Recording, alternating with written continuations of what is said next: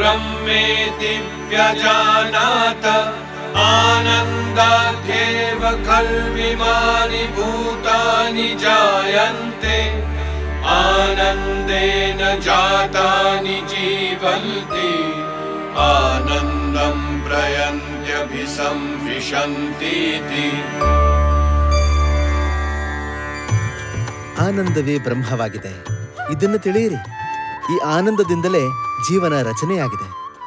ಈ ಆನಂದದ ಕಾರಣದಿಂದಾಗಿ ಎಲ್ಲರೂ ಜೀವಿಸ್ತಾ ಇದ್ದಾರೆ. ಜೀವಂತ ಇರೋ ಎಲ್ಲರೂ ಈ ಆನಂದದಲ್ಲೇ ಲೀನರಾಗಿದ್ದಾರೆ ಹಾಗೂ ಆನಂದದೊಂದಿಗೆ ಒಂದಾಗುತ್ತಾರೆ. ಕತೆ ಹಳೆಯದ್ದು. ಇಂದ್ರ ಹಾಗೂ ವಿರೋಚನ ಪ್ರಜಾಪತಿಯ ಬಳಿ ಆತ್ಮದ ಜ್ಞಾನ ಪಡೆಯೋದಕ್ಕೆ ಅಂತ ಹೋಗ್ತಾರೆ. ವಿರೋಚನ ಅಸುರರ ರಾಜನಾಗಿದ್ದ. ಅವನು ಈ ದೇಹವನ್ನೇ ಆತ್ಮ ಅಂತ ತಿಳ್ಕೊಂಡಿದ್ದ. ಅವನಿಗೆ ಕಾಣಿಸ್ತಾ ಇರೋ ಈ ಸ್ಥೂಲ ಪ್ರಪಂಚವೇ ಸತ್ಯವಾಗಿತ್ತು. ಮತ್ತಿನ್ನೇನು? ಯಾವ ವ್ಯಕ್ತಿಗೆ ಈ ದೇಹವೇ ಸತ್ಯವಾಗಿದೆಯೋ ಅವನು ದೇಹದ ಉಪಾಸನೆ ಮಾಡತೊಡಗಿದ. ಅಸಶು ಇಂದ್ರಯೇಶು ರಮಂತೆ ಇತಿ ಅಸುರಾಹ. ಇದಕ್ಕೆ ಅವರನ್ನ ಅಸುರ ಅಂತ ಕರೆಯೋದು. ಎಲ್ಲಿ ಆ ಅಸುರ? ಇದು ಆದಿಯಮ್ಮನ ಧ್ವನಿ. ಏನೋ ಎಡವಟ್ಟಾಗಿರ್ಬೇಕು. ಅರುಣ, ಅರೆ ನೀನು ಆ ಅಸುರ ಅರುಣಗಿರಿಯನ್ನು ಎಲ್ಲಿಯಾದರೂ ಕಂಡೆಯಾ? ಅವನು ಇಲ್ಲೆಲ್ಲಿ ಸಿಗ್ತಾನೆ ಹೇಳಿ? ಹಾ, ಗೊತ್ತಿದೆ. ಅರುಣ, ಅರುಣ, ಅರುಣ, ಅರುಣ, ಅರುಣ, ಏಕೆ ಬೇರೆಯವರ ಮನೆ ಹಾಳು ಮಾಡಲು ಹೊರಟಿದ್ದೀಯಾ ಮಾಟಗಾತಿ? ಅರೆ, ಲೂಟಿ ಮಾಡುವುದಿದ್ದರೆ ಸೇಟುಗಳು ಸಾಹುಕಾರರನ್ನು ಲೂಟಿ ಮಾಡು. ನಮ್ಮಂತ ಬಡವರನ್ನು ಏಕೆ ಲೂಟಿ ಮಾಡ್ತೀಯಾ? ಧನ ಗಳಿಸಲು ನಿನಗೆ ಇದೊಂದೇ ಸಾಧನೆ ಸಿಕ್ಕಿದೆಯಾ? ಬಾಗಿಲು ತೆಗಿ, ನನ್ನ ತಮ್ಮನನ್ನು ಹೊರಗೆ ಕಳಿಸು. ಇಲ್ಲಿ ಯಾರು ಹುಡುಕ್ತಾ ಇದೆಯಮ್ಮ? ಇಲ್ಲಿ ಯಾರು ಸಿಗಕ್ಕಿಲ್ಲ. ಬಾಗಿಲು ತೆಗಿ, ಬಾಗಿಲು ತೆಗಿ. ಅರೆ, ಇದು ಆದಿಯಮ್ಮನ್ ಧ್ವನಿ. ಹೋಗು, ಹೋಗಿ ಹೇಳು, ನಾನಿಲ್ಲ ಅಂತ ಹೇಳೋಗು. ನಾನಿಲ್ವೇ ಇಲ್ಲ. ನಾನೇನು ಹೇಳಲ್ಲ. ನನಗ್ಯಾಕೆ ಹೇಳ್ತಾ ಇದ್ದೀರಾ? ಕೆಲವು ದಿನಗಳಿಂದ ನನ್ನ ಬೆನ್ನಿಂದೆ ಬಿದ್ದಿದ್ದಾಳೆ. ಎಲ್ಲೋ ಹೋಗ್ತೀನೋ ಅಲ್ಲೇ ಬಂದ್ಬಿಡ್ತಾಳೆ. ಮೊನ್ನೆ ಜೂಜಿನ ಮನೇಲಿದ್ದೆ, ಅಲ್ಲೇ ಎಲ್ರ ಮುಂದೆ ನನ್ನ ಹೊಡೆಯೋದಕ್ಕೆ ಆರಂಭಿಸಿದ್ಲು.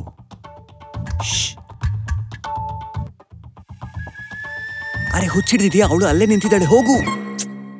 ತೆಗೆ, ಬಾಗಿಲ್ ತೆಗೆ, ಬಾಗಿಲ್ ತೆಗೆ, ಬಾಗಿಲ್. ಏಯ್, ಯಾಕಿಲ್ ಬಂದು ಕೂಗಾಡ್ತಾ ಇದೀಯಾ? ನಾನ್ ನಿನ್ನೊಡನೆ ಮಾತಾಡಕ್ ಬಂದಿಲ್ಲ. ನನ್ ತಮ್ಮನನ್ನ ಹೊರ ಕಳ್ಸು. ನೀನು ಬೇರೆ ಕಡೆ ಹೋಗಿ ನಿನ್ ಮುಖ ಕಪ್ ಮಾಡ್ಕೋ. ನಿನ್ನ ನಾಲ್ಗೆಗೆ ಲಗಾಮ್ ಹಾಕು. ಬೇರೆ ಎಲ್ಲಾದ್ರೂ ಹುಡ್ಕೋ. ಇಲ್ಲಿಲ್ಲ. ನನಗ್ ಗೊತ್ತು, ಅವ್ನು ಇಲ್ಲೇ ಇದ್ದಾನೆ. ಹೊರಗ್ ಬಾ. ಎಲ್ಲಿದ್ಯಾ ನೀನು? ಹಾ, ಇಲ್ ನೋಡು, ಇಲ್ ನೋಡು. ನನಗ್ ಗೊತ್ತಿತ್ತು ನೀನು ಈ ಮೈನಾಳ ಪ್ರಣಯದಲ್ಲಿ ಇಲ್ಲೇ ಬಿದ್ದಿದ್ಯಾ ಅಂತ. ನಡೆ ಇಲ್ಲಿಂದ, ನಡೆ, ನಡೆ ಇಲ್ಲಿಂದ.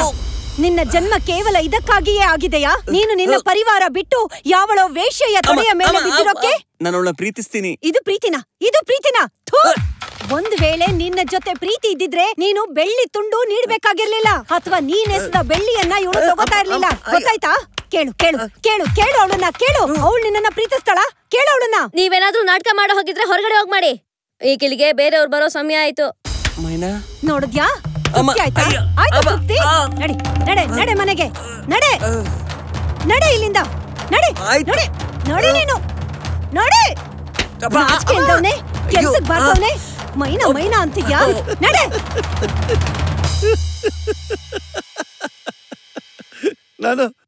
ನಾನು ಹೇಳಿದ್ನಲ್ಲ ನಿಂಗೆ ಮೈನಾ, ಇವನು ಒಂದಲ್ಲ ಒಂದಿನ ನಿನ್ ಬಿಟ್ಟು ಹೊಟ್ಟೋಗ್ತಾನೆ ಅಂತ. ಆದ್ರೆ ನನ್ನಿನ್ನ ಯಾವತ್ತೂ ಬಿಟ್ಟೋಗಲ್ಲ ಮೈನಾ. ನಿಜ ನಿಜ ಹೇಳ್ತಾ ಇದ್ದೀನಿ ಮೈನಾ.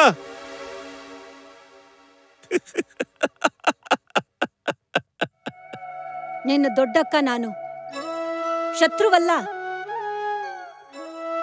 ಬಾಲ್ಯದಲ್ಲಿ ತೊಡೆ ಮೇಲೆ ಹಾಕೊಂಡು ತಿನ್ನಿಸ್ತಿದ್ದೆ ನಿನ್ಗೆ. ಅರೆ, ಅಮ್ಮನ್ಗಿಂತ ಹೆಚ್ಚಿನ ಪ್ರೀತಿ ಕೊಟ್ಟಿದ್ದೀನಿ ನಿನ್ಗೆ.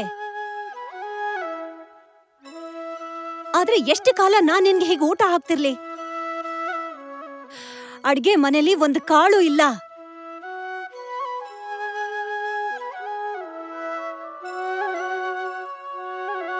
ಅವಳ ಬಗ್ಗೆ ಎಂದಾದ್ರೂ ಯೋಚಿಸಿದ್ಯಾ ನೀನು?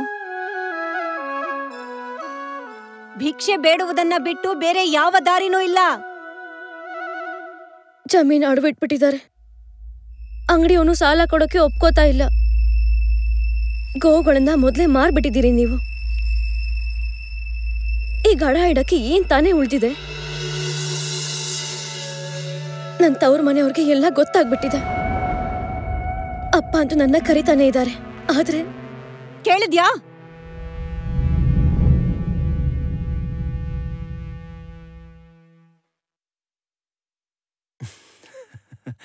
ಬಾ ಕಾಮದೇವ, ಇವತ್ತು ಇಲ್ಲಿ ಹೇಗೆ?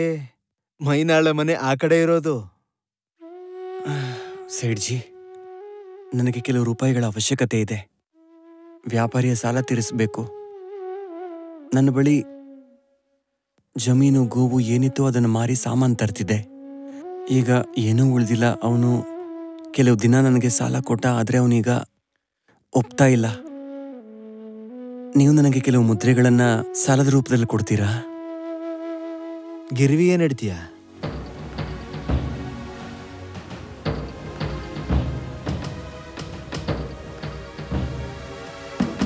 ಮನೆ.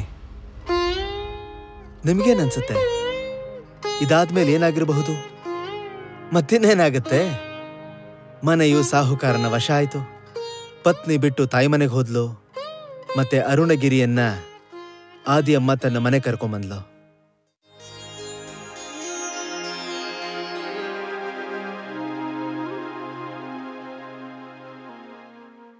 ಅರುಣ, ಎಲ್ಲಿಂದ ಬರ್ತಿದ್ಯಾ?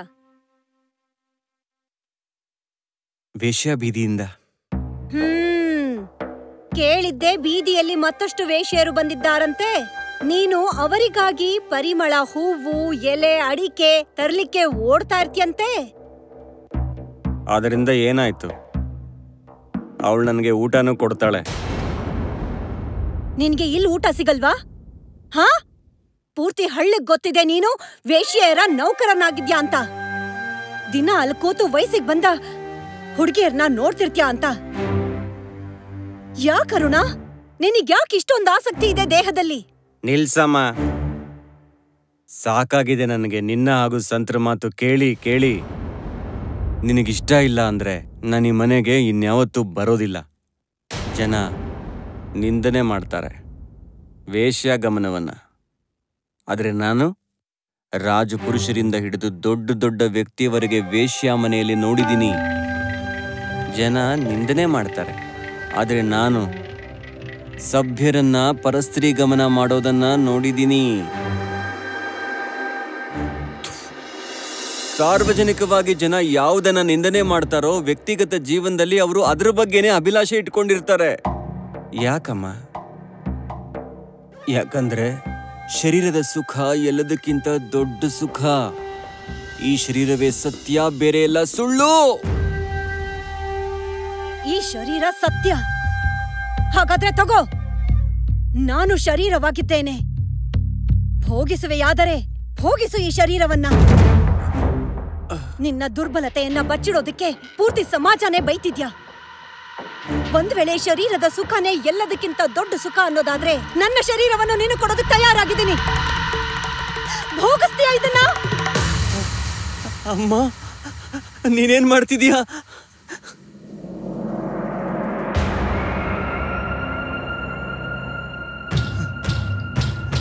ನೀನಿದೇನು ಹೇಳ್ಬಿಟ್ಟೆ ಅಮ್ಮ?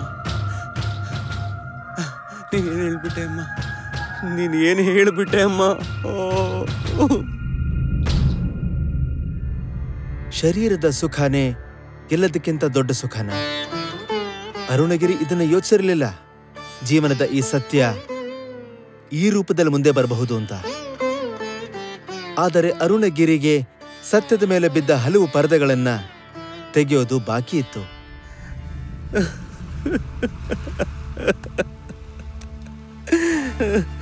ನೀನು ಏನು ಹೇಳ್ಬಿಟ್ಟೆ ಅಮ್ಮ? ಅದಿಯಮ್ಮ,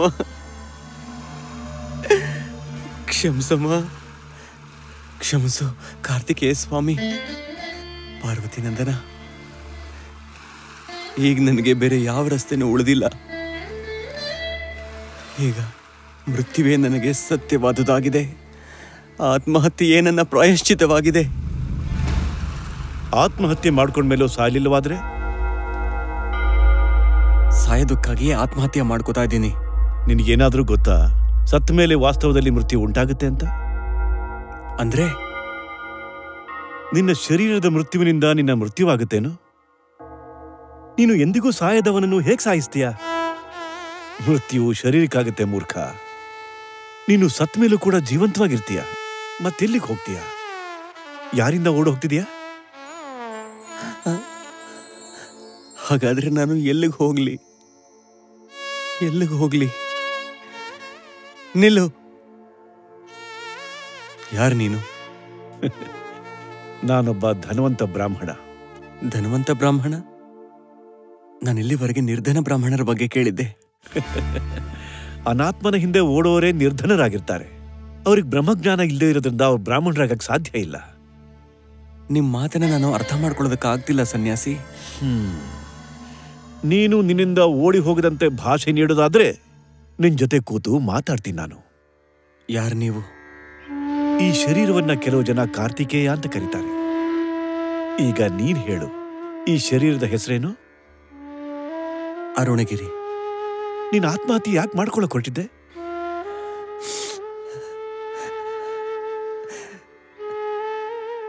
ನನ್ನ ಆನಂದವೇ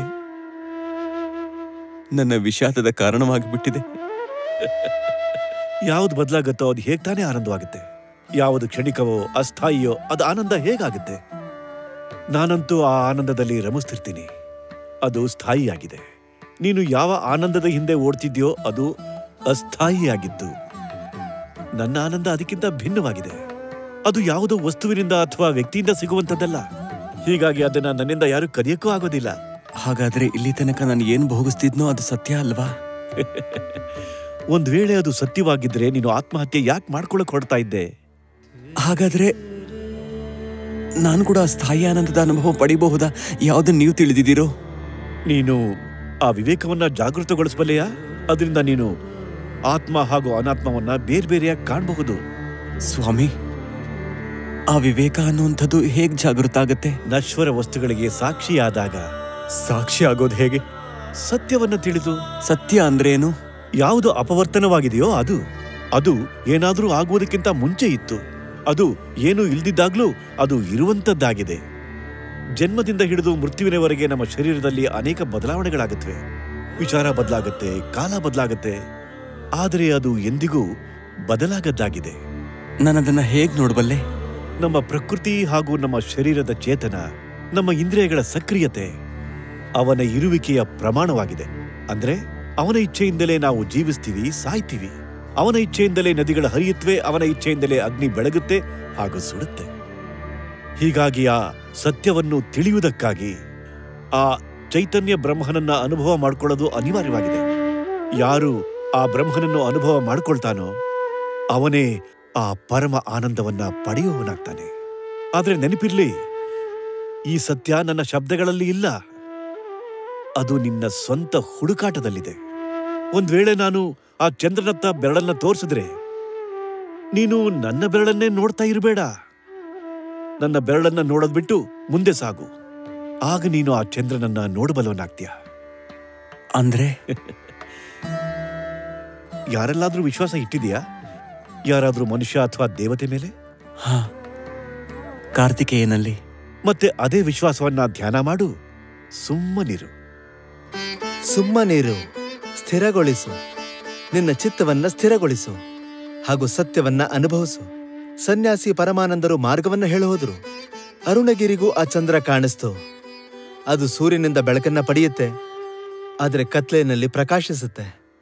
ಅರುಣಗಿರಿಯೂ ಕೂಡ ತನ್ನ ಕತ್ಲೆನ ನೀಗಿಸ್ಕೊಳ್ಳೋಕೆ, ಒಂದು ದೀಪ ಬೆಳಗಿಸ್ಕೊಳ್ಳೋದಕ್ಕೆ ವೈರಾಗ್ಯದ ರಸ್ತೆನ ಆಯ್ಕೆ ಮಾಡ್ಕೊಂಡ.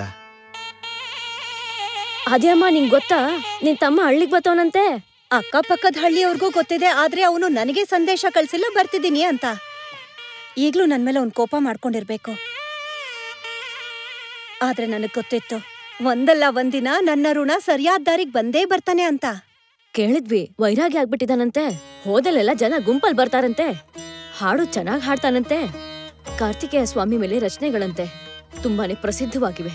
ಅವನು ಮೊದ್ಲು ಬಹಳ ಚೆನ್ನಾಗಿ ಹಾಡ್ತಿದ್ದ.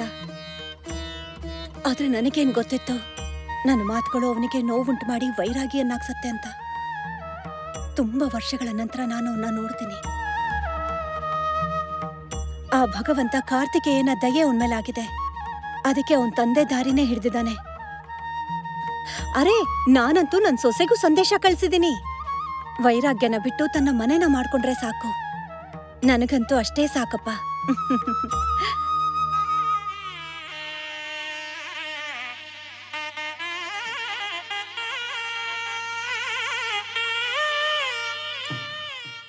ಅಮ್ಮ, ಸ್ವಾಮಿಗಳು ಎಲ್ಲರ ನಿಮಂತ್ರಣವನ್ನ ಅಸ್ವೀಕಾರ ಮಾಡಿ ವೇಶ್ಯೆಯರ ನಿಮಂತ್ರಣನ ಸ್ವೀಕರಿಸಿದ್ದಾರೆ.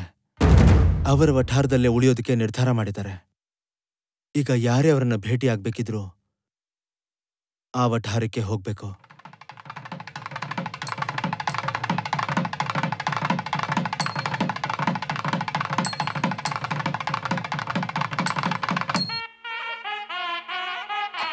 ನೋಡು ಮೈನಾ, ನಾನು ಮತ್ತೆ ನಿನ್ನ ಬಾಗಿಲು ಬಳಿ ಬಂದುಬಿಟ್ಟೆ. ಎಲ್ಲಿದ್ದಾನೆ ಆ ಅರುಣಗಿರಿ? ಅಮ್ಮ, ನಾನ್ ಯೋಚಿಸಿದ್ದೆ ನೀನು ಬದ್ಲಾಗಿದ್ಯಾ ಅಂತ. ಉಳ್ಕೊಳ್ಳೋದಿಕ್ಕೆ ನಿನ್ಗೆ ಕೇವಲ ವೇಶ್ಯರ ವಠಾರನೇ ಸಿಕ್ತಾ? ಅಮ್ಮ, ಇಡೀ ಪ್ರಪಂಚನೇ ನನ್ನ ಮನೆಯಾಗಿದೆ. ಸ್ವಾಮಿ, ಜನ ಬೈಕೋತಾ ಇದ್ದಾರೆ. ಒಬ್ಬ ಸಂತ ವೇಶ್ಯರ ಮನೇಲಿ ಉಳ್ಕೋಬೇಕಾ? ಒಬ್ಬ ಚಿಕಿತ್ಸಕನು ಎಲ್ಲಿರಬೇಕು? ಆತ್ಮನ್, ಎಲ್ಲಿ ರೋಗವಿದೆಯೋ, ರೋಗಿ ಇದ್ದಾನೋ. ಇಲ್ಲಿ ಬರೋರೆಲ್ಲರೂ ಸಮಾಜದ ರೋಗಿಗಳಲ್ವೇನು? ಸಂತನು ಸಮಾಜದ ಚಿಕಿತ್ಸಕನಲ್ವೇನು? ನನ್ನ ಅವಶ್ಯಕತೆ ಸ್ವಸ್ಥ ಸಮಾಜಕ್ಕೆ ಅವಶ್ಯಕವಿಲ್ಲ, ಆದರೆ ಅಸ್ವಸ್ಥ ಸಮಾಜಕ್ಕೆ ಬೇಕು. ಯಾರು ದೇಹವನ್ನ ಅಂತಿಮ ಸತ್ಯವೆಂದು ತಿಳಿತಾನೋ ಅವನಿಗೆ ಬೇಕು. ಯಾರು ಸ್ತ್ರೀಯರನ್ನು ಭೋಗದ ವಸ್ತುವನ್ನಾಗಿ ಮಾಡ್ತಾನೋ ಅವನಿಗೆ ಬೇಕು. ನಮ್ಮ ಸಮಾಜ, ನಮ್ಮ ರಾಜ್ಯ ಸ್ತ್ರೀಯ ಪ್ರತಿಯಾಗಿ ನಿಷ್ಠೂರವಿಲ್ಲವೇನು? ಮೊದಲು ಈ ಸಮಾಜ ಒಬ್ಬ ವಿವಶ ಅಸಹಾಯ ಸ್ತ್ರೀಯನ್ನು ವೇಶ್ಯಾಗೃಹದಲ್ಲಿ ಬಿಡುತ್ತಿದ್ರು, ವೇಶ್ಯನ್ನಾಗಿ ಮಾಡ್ತಿದ್ರು. ಆದ್ರೆ ಈಗ ವಿಜಯನಗರದ ಶಾಸನವು ಎಷ್ಟು ಕ್ರೂರವಾಗಿದೆ ಅಂದ್ರೆ, ಸಾಮ್ರಾಜ್ಯವನ್ನ ವಿಸ್ತರಿಸುವ ಹಸಿವಿನಲ್ಲಿ ಗೆದ್ದಿರುವ ರಾಜ್ಯದಿಂದ ಹೊತ್ತು ತಂದ ಸ್ತ್ರೀಯರನ್ನ ಭೋಗದ ವಸ್ತುವನ್ನಾಗಿ ಮಾಡ್ತಾ ಇದ್ದಾರೆ. ಅವರು ಭೋಗದ ವಸ್ತುವಾಗಲು ವಿವಶರಾಗಿದ್ದಾರೆ. ಹೀಗಿರುವಾಗ ಸಂತರು ಮಂದಿರ ಅಥವಾ ವನದಲ್ಲಿ ವಾಸಿಸಬೇಕಾ? ಆತ್ಮನ್, ಅಮ್ಮ, ಸ್ತ್ರೀ ಪುರುಷ, ಒಳ್ಳೆದು ಕೆಟ್ಟದು ಅನ್ನೋ ಭೇದ ಸಮಾಪ್ತವಾಗಿದೆ.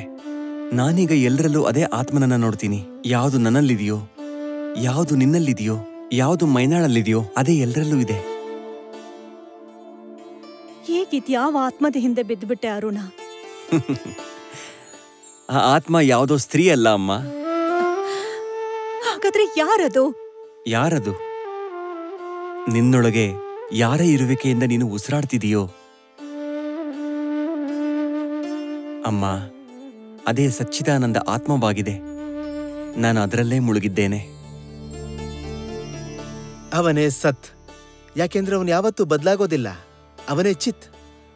ಅವನೇ ನಮ್ಮ ಬುದ್ಧಿಗೆ ಚೇತನವನ್ನ ನೀಡುತ್ತಿದ್ದಾನೆ. ಆತ್ಮನ ಜನ್ಮವಾಗೋದಿಲ್ಲ, ಹೀಗಾಗಿ ಅದು ಅನಾದಿಯಾಗಿದೆ. ಅದಕ್ಕೆ ಅಂತ್ಯವೂ ಇಲ್ಲ, ಹೀಗಾಗಿ ಅದು ಅನಂತವಾಗಿದೆ. ಈ ಆತ್ಮವು ಪರಮಾನಂದ ಸ್ವರೂಪವಾಗಿದೆ. ಅದರ ಆನಂದ ನಿತ್ಯವಾಗಿದೆ, ಅವಿನಾಶಿಯಾಗಿದೆ. ಯಾವ ರೀತಿ ಕಮಲದ ಬಣ್ಣ, ಅದರ ಆಕಾರ, ಅದರ ಸುಗಂಧ ಕಮಲದ ಗುಣವಾಗಿದೆಯೋ, ಆದರೆ ಸಚ್ಚಿತ್ ಆನಂದ ಆತ್ಮನ ಗುಣವಲ್ಲ, ಅದು ಆತ್ಮನ ಸ್ವರೂಪ. ನೀನಿದ್ಯಾವ ಮಾರ್ಗದಲ್ಲಿ ನಡೆದು ಬಿಟ್ಟೆ ಅರುಣ? ನಾನೇನ್ ಮನೇನ ಮತ್ತೆ ಸರಿ ಮಾಡೋದಕ್ಕೆ ಯೋಚಿಸ್ತಾ ಇದ್ದೆ. ಅಮ್ಮ, ಯಾವ ಆನಂದದಲ್ಲಿ ನಾನು ಮುಳುಗಿದ್ದೇನೋ ಅದು ಪ್ರಪಂಚದ ಎಲ್ಲ ಸುಖಗಳಿಗಿಂತ ಶ್ರೇಷ್ಠವಾದುದಾಗಿದೆ. ಈ ಶರೀರ, ಮನಸ್ಸು, ಬುದ್ಧಿ, ಇದರ ಸುಖ ಕ್ಷಣಿಕ. ಇದು ನಿರಂತರವಾಗಿ ಬದಲಾಗ್ತಿರುತ್ತೆ. ಆದರೆ ನಾನು ಯಾವ ಆನಂದದಲ್ಲಿ ಮುಳುಗಿದ್ದೇನೋ ಅದು ಅನಂತ, ಅಪರಿವರ್ತನೀಯ. ಜೀವನವು ಯಾವುದೇ ಕಥೆ ಅಥವಾ ಉಪನ್ಯಾಸಕ್ಕಿಂತ ಆಶ್ಚರ್ಯಜನಕವಾಗಬಹುದು. ನಿನ್ನೆ ತನಕ ವೇಶ್ಯೆಯರಲ್ಲಿ ರಮಿಸುತ್ತಿದ್ದ ಅರುಣಗಿರಿ ಇಂದು ಆಧ್ಯಾತ್ಮ ಚಿಂತನೆಯ ವಿಸ್ತಾರ ಮಾಡುವುದಲ್ಲದೆ ತನ್ನ ಸಾಹಿತ್ಯದಲ್ಲಿ ಭೋಗ ಪ್ರವೃತ್ತಿಯ ನಿಂದನೆಯನ್ನು ಮಾಡುತ್ತಿದ್ದಾನೆ. ಅಂದಿನ ಕಾಲದಲ್ಲಿ ಒಬ್ಬ ಯೋಧನ ರೀತಿ ಅವರು ವಿಲಾಸದ ವಿರುದ್ಧವಾಗಿ ನಿಂತಿದ್ದರು ಅನ್ನೋ ರೀತಿಯಾಗಿ ಹೇಳಲಾಗುತ್ತಿದೆ.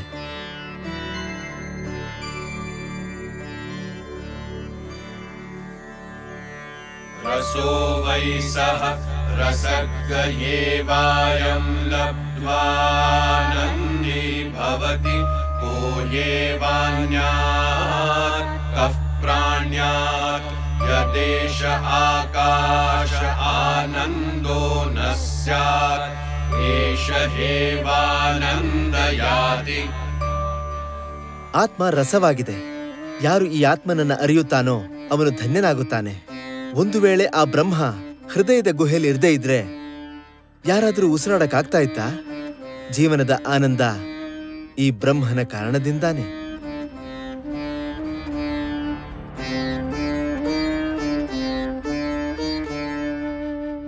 यस्य प्रसादात् भवमङ्गलार्था प्रसूत गङ्गोपनिषत् विशुद्धा समर्पयामो गुरु चिन्मयाय